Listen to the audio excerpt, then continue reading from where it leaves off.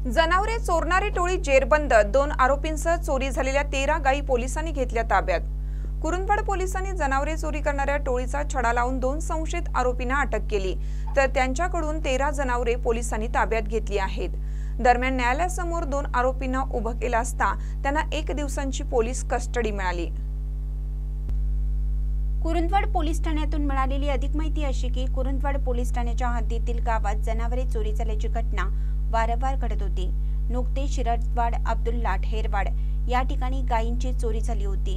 या गुन्ह्याचा तपास करत असताना कुरुंदवाड पोलिसांनी निखिल अनिल चलवादे वय वर्ष 24 राहणार कोंडिक्रे तालुका शिरोळ व प्रदीप बाळासाहेब चव्हाण वय वर्ष 19 राहणार जांभळी तालुका शिरोळ या दोघांना ताब्यात घेऊन त्यांच्याकडून चोरी केलेल्या 13 गायी ताब्यात घेतल्या आहेत।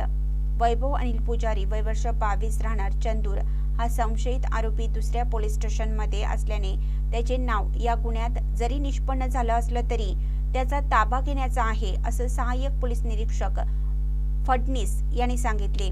हातकणंगले पोलीस ठाण्यात 2 गुन्हे, कुरुंदवाड पोलीस ठाण्यात 2 गुन्हे, जयसिंगपूर पोलीस ठाण्यात 1 गुन्हा, शिरोळ पोलीस ठाण्यात 1 गुन्हा, हुपरी पोलीस ठाण्यात 1 गुन्हा असे 7 गुन्हे उघडकीस आणून 13 जर्सी गायी ताब्यात घेण्यात आलेल्या आहेत।